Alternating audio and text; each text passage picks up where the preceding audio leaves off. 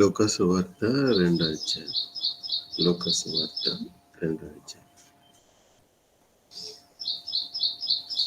39వ వచనం నుండి 45వ వచనం వరకు. 39వ వచనం నుండి 45వ వచనం వరకు చదువుకుని దాంట్లో ఉన్న సందర్భాలను పరిశీలన చేసే ప్రయత్నాన్ని చేద్దాం. చదవటానికి అవకాశం ఉన్న వారందరూ కూడా చదవటానికి ప్రయత్నం చేయండి. లూకాసు వార్త 2వ అధ్యాయము 39వ వచనం నుండి 45వ వచనం వరకు. అందరికీ క్రీస్తు వారి పేరిట శుభాలండి. లూకాసు వార్త 2వ అధ్యాయం 39వ వచనం. అంతటా వారు ప్రభు ధర్మశాస్త్రం చొప్పున సమస్తము తీర్చిన పిమ్మట గలిలయలోని నజరేతును తమ ఊరికి తిరిగి వెళ్ళారు. బాలుడు జ్ఞానముతో నిండుకొనుచు ఎదిగి బలము పొందుచుండాను. దేవుని దయ ఆయన మీద ఉండెను. పస్కా పండుగప్పుడు ఆయన తల్లిదండ్రులు ఏటేటా యెరూషలేమునకు వెలుచుండువారు. ఆయన 12 ఏళ్ల వాడై ఉన్నప్పుడు ఆ పండుగ ఆచరించుటకై వాడక చొప్పున వారు యెరూషలేమునకు వెళ్ళారు. ఆ దినములు తీరిన తరువాత వారు తిరిగి వెలుచుండగా బాలుడైన యేసు యెరూషలేములో నిలిచెను. ఆయన తల్లిదండ్రులు ఆ సంగతి ఎరుగక ఆయన సమూహములో ఉన్నాడని తలంచి ఒక దిన ప్రయాణము సాగిపోయి తమ బంధువులలోను నెలవైన వారిలోనూ ఆయనను వెతుకుచుండిరి. చివరగా 45వ వచనం నుండి ఆయన కనబడనందున ఆయనను వెతుకుచు యెరూషలేమునకు తిరిగి వచ్చిరి. క్రీస్తు పేరిట అందరికీ వందనాలండి. లూకాసు వార్త 2వ అధ్యాయం 39 నుంచి 45 వరకు చదువుకున్నాను. అంతటా వారు ప్రభువు ధర్మశాస్త్రం చొప్పున సమస్తము తీర్చిన పిమ్మట గలిలయలోని నజరేతును తమ ఊరికి తిరిగి వెళ్ళిరి. బాలుడు జ్ఞానంతో నిండుకొనుచు ఎదిగి బలము పొందుచుండెను. దేవుని దయ ఆయన మీద నుండెను. పస్కా పండుగప్పుడు ఆయన తల్లిదండ్రులు ఏటేటా యెరూషలేమునకు వెళ్ళుచుండువారు. ఆయన 12 ఏళ్ల ఉన్నప్పుడు ఆ పండుగను ఆచరించుటకై వాడుక చొప్పున వారు యెరూషలేమునకు వెళ్ళి ఆ దినములు తీరిన తర్వాత వారు తిరిగి వెళ్ళుచుండగా బాలుడైన యేసు యెరూషలేములో నిలిచెను. ఆయన తల్లిదండ్రులు ఆ సంగతి ఎరుగక ఆయన సమూహంలో ఉన్నాడని తలచి ఒక దినం ప్రయాణము సాగి పోయి తమ బంధువులలోనూ నెలవైన వారిలోనూ ఆయనను వెతుకుచుండిరి. చివరిగా 45వ వచనం. ఆయన కనపడనందున ఆయనను వెతుకుచు యెరూషలేమునకు తిరిగి వచ్చేది.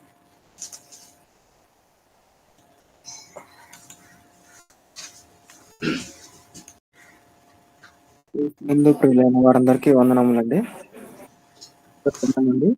లూకాసు వార్త 2వ అధ్యాయము 39వ వచనం నుంచి 45 వరకు చదువుకుందామండి. 39వ వచనం. అంతటా వారు ప్రభు ధర్మశాస్త్రము చొప్పున సమస్తమును తీర్చిన పిమ్మట గలిలయలోని నజరేతును తమ ఊరికి తిరిగి వెళ్ళిరి. బాలుడు జ్ఞానముతో నిండుకొనుచు ఎదిగి బలము పొందుచుండెను. దేవుని దయ ఆయన మీద ఉండెను. పస్కా పండగప్పుడు ఆయన తల్లిదండ్రులు ఏటేటా యెరూషలేమునకు వెళ్ళుచుండువారు. ఆయన 12 ఏళ్ల వాడై ఉన్నప్పుడు ఆ పండుగ ఆచరించుటకై వాడుక చొప్పున వారు యెరూషలేమునకు వెళ్ళిరి. ఆ దినములు తీరిన తర్వాత వారు తిరిగి వెళ్ళుచుండగా బాలుడైన యేసు యెరూషలేములో నిలిచెను. ఆయన తల్లిదండ్రులు ఆ సంగతి ఎరుగక ఆయన సమూహంలో ఉన్నాడని తలంచి ఒక దిన ప్రయాణం సాగి పోయి తమ బంధువులలోను నెలవైన వారిలోనూ ఆయనను వెతుకుచుండిరి. చివరిగా 45వ వచనం అండి. ఆయన కనబడనందున ఆయనను వెతుకుచు యెరూషలేమునకు తిరిగి వెళ్ళిరి. అందరికీ వందనాలండి. లూకాసు వార్త 2వ అధ్యాయము 39 నుంచి 45 వచనాలు చదువుకుని. 39వ వచనం. అంతటా వారు ప్రభువు ధర్మశాస్త్రము చొప్పున సమస్తము తీర్చిన పిమ్మట గలిలయలోని నజరేతును తమ ఊరికి తిరిగి వెళ్ళిరి. బాలుడు జ్ఞానముతో నిండుకొనుచు ఎదిగి బలము పొందుచుండెను. దేవుని దయ ఆయన మీద నుండెను. పస్కా పండుగప్పుడు ఆయన తల్లిదండ్రులు ఏటేటా యెరూషలేమునకు వెళ్ళుచుండువారు. ఆయన 12 ఏళ్ల వాడై ఉన్నప్పుడు ఆ పండుగ ఆచరించుటకై వాడుక చొప్పున వారు యెరూషలేమునకు వెళ్ళిరి. ఆ దినములు తీరిన తరువాత వారు తిరిగి వెళ్ళుచుండగా బాలుడైన యేసు యెరూషలేములో నిలిచెను. ఆయన తల్లిదండ్రులు ఆ సంగతి ఎరుగక ఆయన సమూహములో ఉన్నాడని తలంచి ఈ యొక్క దిన ప్రయాణము సాగిపోయి తమ బంధువులలోను నెలవానైన వారిలోను ఆయనను వెదుకుచుండిరి. ఆయన చివరిగా 45వ వచనము. ఆయన కనబడనందున ఆయనను వెదుకుచు యెరూషలేమునకు తిరిగి వచ్చిరి. అందరికీ వందనాలండి. లూకాసు వార్త 2వ అధ్యాయము 39వ వచనం నుంచి 45 వరకు చదువుకుందాం. అంతట వారు ప్రభు ధర్మశాస్త్రము చొప్పున సమస్తమును తీర్చిన పిమ్మట గలిలయలోని నజరేతును తమ ఊరికి తిరిగి వెళ్ళిరి. బాలుడు జ్ఞానంతో నిండుకొనుచు ఎదిగి బలము పొందుచుండెను. దేవుని దయ ఆయన మీద నుండెను. పస్కా పండుగప్పుడు ఆయన తల్లిదండ్రులు ఏటేటా యెరూషలేమునకు వెళ్ళుచుండువారు. ఆయన 12 ఏండ్ల వాడై ఉన్నప్పుడు ఆ పండుగను ఆచరించుటకై వాడుక చొప్పున వారు యెరూషలేమునకు వెళ్ళిరి. ఆ దినములు తీరిన తరువాత వారు తిరిగి వెళ్ళుచుండగా బాలుడైన యేసు యెరూషలేములో నిలిచెను. ఆయన తల్లిదండ్రులు ఆ సంగతి ఎరుగక ఆయన సమూహములో ఉన్నాడని తలంచి ఒక దిన ప్రయాణము సాగిపోయి తన బంధువులలోను నెలవైన వారిలోను ఆయనను వెతుకుచుండిరి. చివరిగా 35వ వచనం నుండి ఆయన కనబడనందున ఆయనను వెతుకుచు యెరూషలేమునకు తిరిగి వచ్చిరి.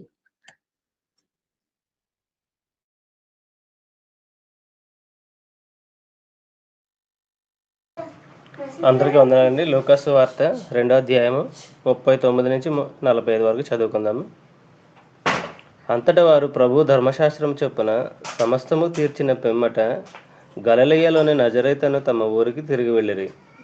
బాలుడు జ్ఞానంతో నిండుకొనుచు ఎదిగి బలము పొందుచుండెను. దేవుని దయ ఆయన మీద నుండెను. పస్కా పండుగప్పుడు ఆయన తల్లిదండ్రులు ఏటేటా యెరూషలేమునకు వెళ్ళుచుండువారు. ఆయన 12 ఏళ్ల వాడై ఉన్నప్పుడు ఆ పండుగను ఆచరించుటకై వాడుక చొప్పున వారు యెరూషలేమునకు వెళ్ళిరి. ఆ దినములు తీరిన తర్వాత వారు తిరిగి వెళ్ళుచుండగా బాలుడైన యేసు యెరూషలేములో నిలిచెను.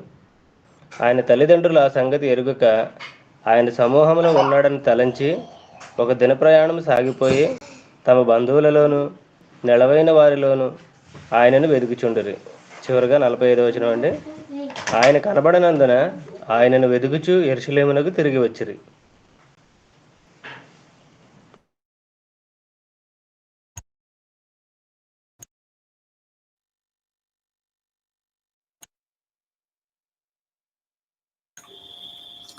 మంచిది ప్రియులరా.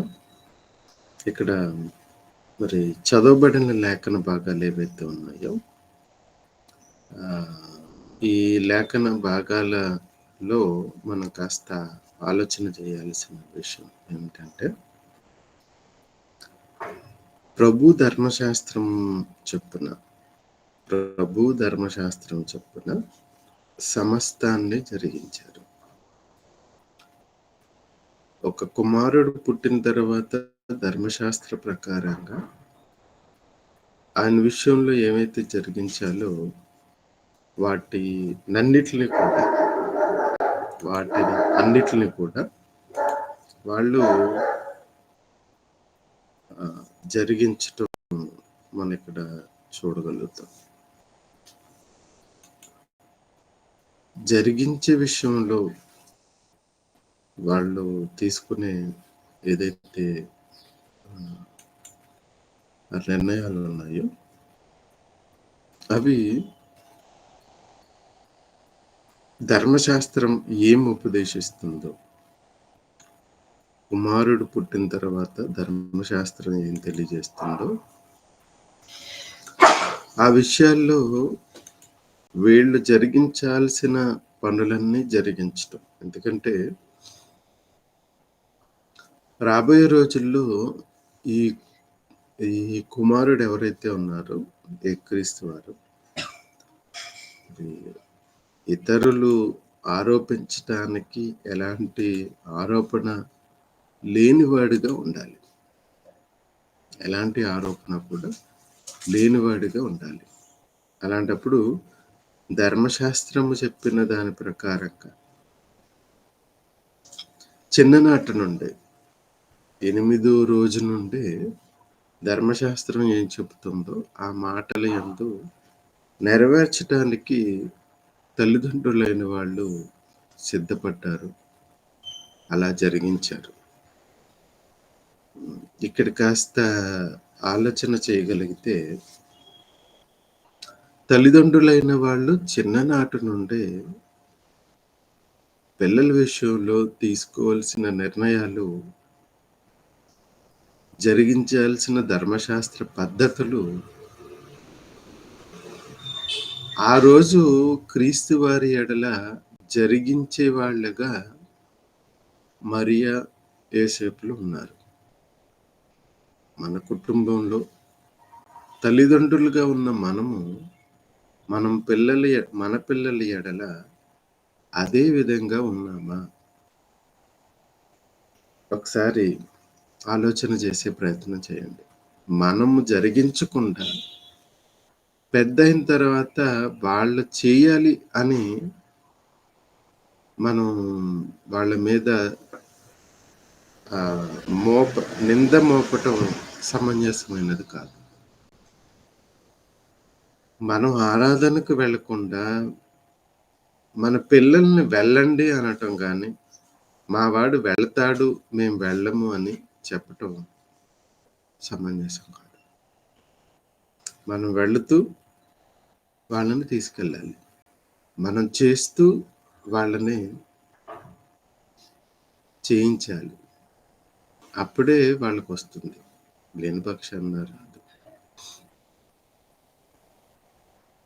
ఓ మాటను మనం చూడగలిగితే ప్రియులారా, పాత నిబంధన కాలంలో ధర్మశాస్త్రాన్ని ఇస్తూ, ఇశ్రాయేలీలకు ధర్మశాస్త్రాన్ని ఇస్తూ ఆయన జాగ్రత్తలు ఎన్నో సందర్భాల్లో చెప్పిన సందర్భాలు.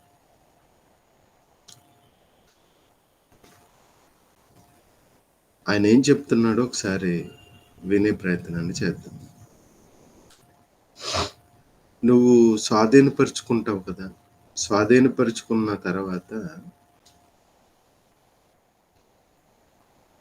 నీ దేవుడైన యెహోవా ఎదుట నాశనము చేసిన తర్వాత, అక్కడున్న జనులను నాశనం చేసిన తర్వాత నువ్వు దేశాన్ని స్వాధీనపరుచుకుంటావు, స్వాస్యంగా నువ్వు పొందుకుంటావు.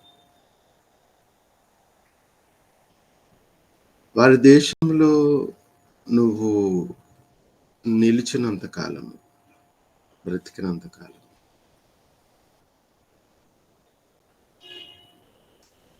వారి దేవతలు ఎవరైతే ఉంటారో వాటిల్ని నువ్వు ఆశ్రయించకూడదు. నువ్వు వెళ్ళే దేశంలో, నువ్వు స్వాధీనపరుచుకునే దేశంలో ఆ జనుల దేవతలు ఉంటారు కదా, వాళ్ళని అసలు అవి నీకు తెలియకూడదు అని రాజులను ముందుగా పంపించి వాటిలన్నిటిని కూడా హతమార్చాను.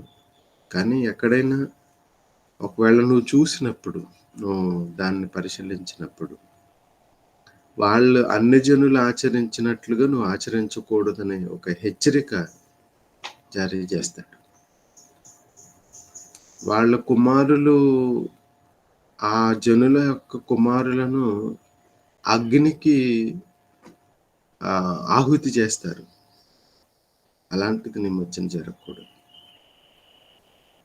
నేను చెప్పేవి జరిగించాలే తప్ప అన్ని జనుల ఆచారాలు జరిగించకూడదని ఒక హెచ్చరికను జారీ చేస్తాడు. దాన్ని ఒకసారి చూసుకునే ప్రయత్నాన్ని చేసి ముందుకెళ్ళదాం. చిన్నపిల్లల ఎడల అన్ని జనులు ఎలాంటి ప్రవర్తన కలిగి ఉన్నారు, ఈ విషయంలో తండ్రిగా నేను ఒక ఆజ్ఞను నీకు జారీ చేస్తున్నాను. వాళ్ళ విషయంలో నువ్వు తీసుకోవాల్సిన జాగ్రత్త ఏంటో అని ఆయన తెలియజెప్తున్న సందర్భం ఒకసారి చూసే ప్రయత్నాన్ని చేద్దాం. ద్వితీయోపదేశకాండము 12వ అధ్యాయము. ద్వితీయోపదేశకాండము 12వ అధ్యాయం. నీవు వారి దేశమును 29వ వచనం. ద్వితీయోపదేశకాండము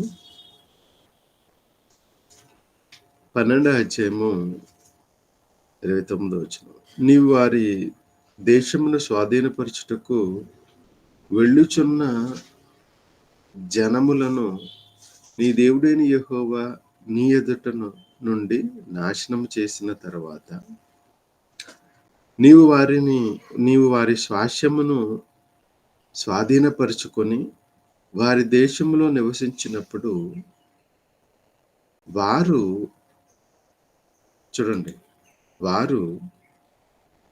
నీ ఎదుట నుండి చేయబడిన తరువాత వారి వెంట వెళ్ళి చిక్కబడి వారి దేవతలను ఆశ్రయింపగోరి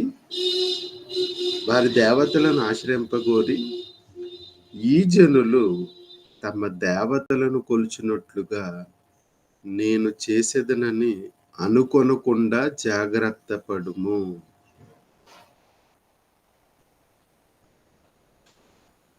పడుము. ఏ విషయంలో? అక్కడున్న జనులు ఉన్నారే, వాళ్ళను నేను నాశనం చేస్తా. నీవు వాళ్ళ తర్వాత నువ్వు వెళ్ళావు. నేను నాశనం చేసిన ఆ జనుల దగ్గరికి నువ్వు వెళ్ళిన తర్వాత వాళ్ళ ఆచార సంప్రదాయాలను నేను కూడా కొనసాగిస్తాను అని నీకు ఎక్కడో ఒక మనసు పుట్టే అవకాశాలు ఉన్నాయి. అలా వెళ్ళకు.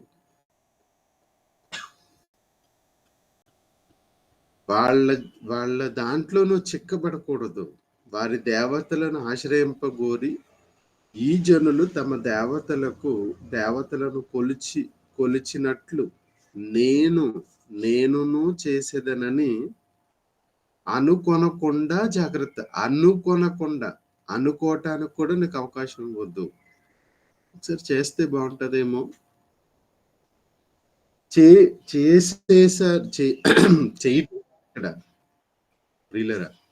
చేయటం కాదు, చేద్దామన్న ఆలోచనే రాకూడదు. చేసేద్దామనే ఆలోచన కూడా రాకూడదు నీకు. చేద్దామనే ఆలోచన కూడా రాకూడదు. ఆలోచన అనుకొనకుండా జాగ్రత్త పడు. అనుకోవటం కూడా తప్పుగానే ఇక్కడ దేవుడు చూస్తున్నాడు. ఎందుకు ఇంత పర్టికులర్ గా ఉన్నాడు? ఎలయనగా యెహోవా ద్వేషించు ప్రతి హేయ క్రియను వారు తమ దేవతలకు చేసిరి. ఎందుకు ఆ రోజున వాళ్ళని ఇశ్రాయేలీలు కానీ అక్కడున్న అన్యజనులను దేవుడు ఎందుకు ద్వేషించాడు అని అంటే, ఎందుకంటే ఎంతగా దేవుడు వారి ఎడల కఠినంగా వ్యవహరించాడు. పిల్లలు కానివ్వండి, అక్కడున్న వస్తువులు కానీ, పెద్దలు కానీ ఎవరిని కూడా అంగీకరించలేదు అని అంటే, ఈవేళ రోజున చాలా మంది దీనికి పెడార్థాలు తీసి రకరకాల వ్యవహారాలు చేస్తున్నారు. వాళ్ళ విషయమే ఏం చెప్తున్నాడో చూడండి. ఎలయనగా యెహోవా ద్వేషించు ప్రతి హేయక్రియ, అంటే దేవుడు ఇష్టపడని ప్రతి హేయమైన క్రియ వారు తమ దేవతలకు చేసేది.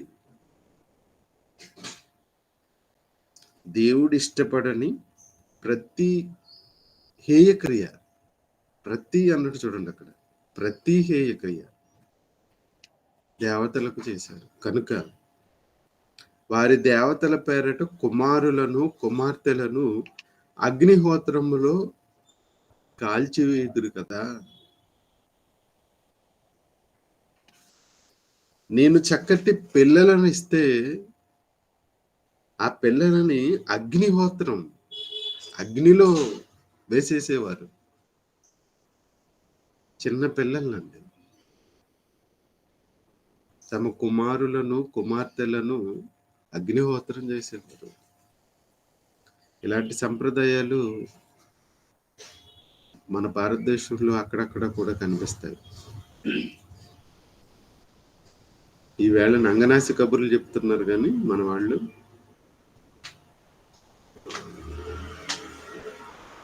ఇలాంటి ప్రక్రియలు చాలా చోట్ల జరిగిన ఆనవాళ్ళు ఉన్నాయి. అలాంటప్పుడు అలాంటి వాళ్ళని ఉంచాలంటారా, తీసేయాలంటారా?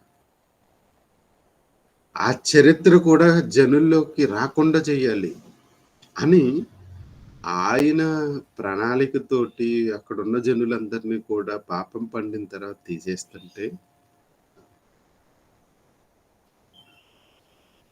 ఇక్కడ ఏమీ తెలియని ఓ అభాగ్యుడు, చరిత్ర తెలియని, చరిత్రలో అసలు ఎందుకు దేవుడు వాళ్ళ మీద ఆ శిక్ష విధించాడు అనే సంగతి తెలియని వీళ్ళు కారు కోతలకు వస్తున్నారు. వాళ్ళ గురించి చెప్పట్లేదు నేను, మన గురించి చెప్తున్నా. మనం జ్ఞానం పొందాలి, మనం బుద్ధి తెచ్చుకోవాలి. అవునండి, ఆ రోజున ఎందుకండి అక్కడ ఉన్న వాళ్ళని అమాయకులను హతమార్చి ఆ దేశాలను స్వాధీనపరుచుకోమన్నాడని అమాయకులని మీరు అనుకోకుండా ఉండటానికే ఈ మాటలు. కుమారుల ఎడల దేవుడు ఎలాంటి వైఖరిని ఆ రోజున జరిగించమన్నాడన్న విషయం మనకి తెలియాలి. ఇదిగోనయ్యా, నీకు నేను కుమారుని ఇస్తున్నాను, తొలిచూలు ప్రతి కుమారుడు నావాడే, వాడిని నువ్వు నీ కుమారుడిగా చేసుకోవాలి అంటే, నీ కుమారుడిగా చేసుకోవాలంటే ఇదిగో దేవుని ఎదుట నువ్వు బలులు అర్పించి తగిన మూల్యాన్ని చెల్లించి నువ్వు నీ కుమారుని తీసుకోవాలి అని ధర్మశాస్త్ర ప్రకారంగా ఎన్నో చక్కటి నియమాలు ఇచ్చాడు. ఆ ధర్మశాస్త్రానుసారంగా చేశాడు. ధర్మశాస్త్రానుసారంగా చేయటం అనేది ఉత్తమమైన ప్రక్రియ. లేని పక్షాన ఇతర జనులు చూసారే, ఇతర జనుల సంప్రదాయాల ప్రకారంగా నువ్వు వెళ్ళిపోతే ఇదిగో నీ కుమారులను నువ్వు ఇలా అగ్నిహోత్రాలు చేపించాల్సిన పని వస్తుంది. కనుక ఇవి నువ్వు నేర్చుకునేటప్పుడు, చేసేటప్పుడు దేవుడు నీ పిల్లవాని ఎడల ఎలాంటి ప్రక్రియలు జరిగించమన్నాడో వాటన్నిటిని కూడా జరిగించాలి. మరి మా విషయంలో ఏమిచ్చాడండి? మా విషయంలో దేవుడు మాకేం తెలియజేశాడు? ఓకే, ధర్మశాస్త్ర పద్ధతి ప్రకారంగా వారు తమ కుమారులకు జరిగించాల్సినవి జరిగించారు. ఇప్పుడు ధర్మశాస్త్ర ప్రకారంగా మీరు బలులు అర్పించాల్సిన అవసరం లేదు. ధర్మశాస్త్ర ప్రకారంగా మీరు బలులు అర్పించాల్సిన అవసరం లేదు. నేను మీకు ఆజ్ఞాపించిన ప్రతి మాట అనుసరించి చెయ్యాలి. నేను ఆజ్ఞాపించిన సందర్భాలు ఏవైతే ఉన్నాయో అవి చెయ్యాలి. దానిలో నువ్వు ఏమీయూ కలపకూడదు, దానిలో ఏమీ కూడా తీసివేయకూడదు. నువ్వు ఏమి కలపకూడదు, ఏమి తీసేయకూడదు. దేవుడు తెలియచెప్తున్న చక్కటి మాట ఏమిటి అంటే, నేను ఆజ్ఞాపించే సందర్భాలు, నేను ఆజ్ఞాపిస్తున్న విషయాలు దేవుడుగా నేను ఇశ్రాయేలీయుల ఎడల జరిగించిన ప్రక్రియలు నీ కుమారులకు తెలియచేయి. వాటిని కూర్చున్నప్పుడు తెలియజేయి, నువ్వు నడిచినప్పుడు తెలియజేయి, పండుకునేటప్పుడు తెలియజేయి. ప్రతి సందర్భంలోనూ దేవుడు మన జీవితాల్లో చేసిన ఆ గొప్ప ప్రక్రియలను నీ పిల్లలకు తెలియజేయి. దేవుడు ఆజ్ఞాపించిన మాటలన్నీ చిన్ననాటి నుండి తెలియజేయి. తద్వారా వాళ్ళు జ్ఞానాన్ని పొందగలగటానికి అవకాశం ఉంటుంది. నేను చెప్పు సందర్భాలను, నేను చెప్పు ఉపదేశాలను నీ పిల్లలకు తెలియజేయాలి. నీ పిల్లలకు తెలియజేయాలి అని అంటే నువ్వు తెలుసుకోవాలి. మొట్టమొదటిగా నువ్వు తెలుసుకుని వాటిని నీ పిల్లలకు తెలియజేయాలి. ఆ రోజు వారికి బలులు, మనకి చక్కటి విధి విధానాలు. ఆ బలికి రిప్లికా, దాని ప్లేస్లో దేవుడు ఇశ్రాయేలీలకు ఒకనాటి ఇశ్రాయేలీలకు జరిగించిన ఆ బలుల ప్లేస్లో మనల్ని కాపాడిన వ్యక్తి పలానా ఆయన. బలుల విషయంలో మన అందరికీ ముగింపు పలికింది ఇదిగో ఈయన ద్వారా అని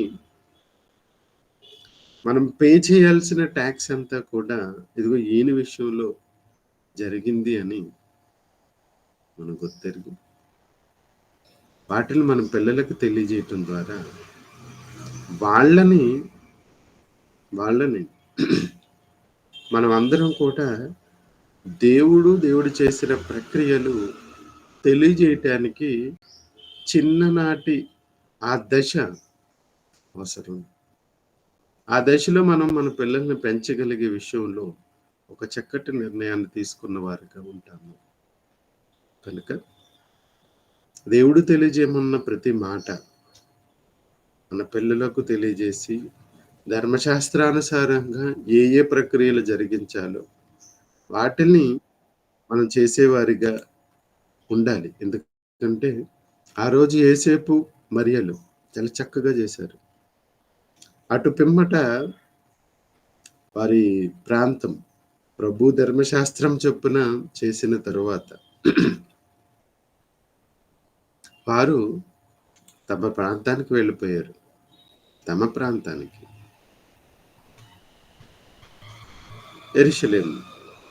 యెరూషలేము నుండి యోదయలో నుండి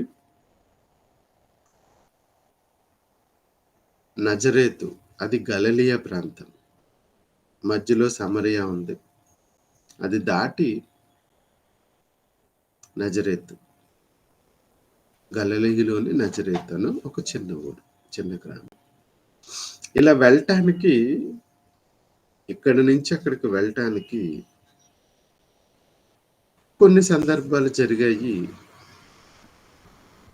అవి ఎలాంటివి జరిగాయి అనే విషయాన్ని రేపటి రోజున తెలుసుకునే ప్రయత్నం చేద్దాం.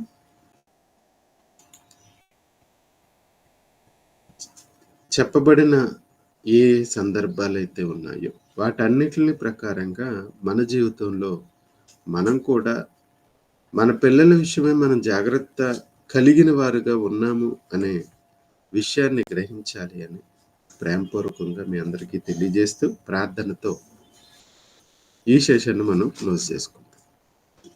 మమ్మల్ని మిక్కిలిగా ప్రేమించిన మా ప్రియ పరలోకపు తండ్రి, ఈ ఉదయకాలపు వేళల్లో మీ ప్రియులతో చేరి ఆనాడు క్రీస్తు వారి ఎడల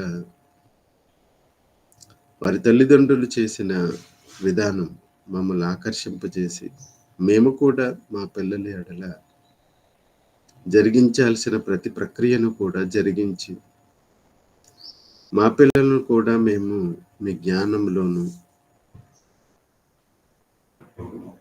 మీ ప్రేమలోను మీ జ్ఞానంతో పెంచగలిగిన శక్తి సామర్థ్యాలు మాకు మా ప్రియులందరికీ అనుగ్రహించమని మీ కృపలో మమ్మల్ని అందరినీ భద్రపరిచి ముందుకు తీసుకెళ్ళమని క్రీస్తు వారి పేరటి ప్రార్థన అడుగుచున్నాం తండ్రి. అందరికీ వందనాలు. సెలవు.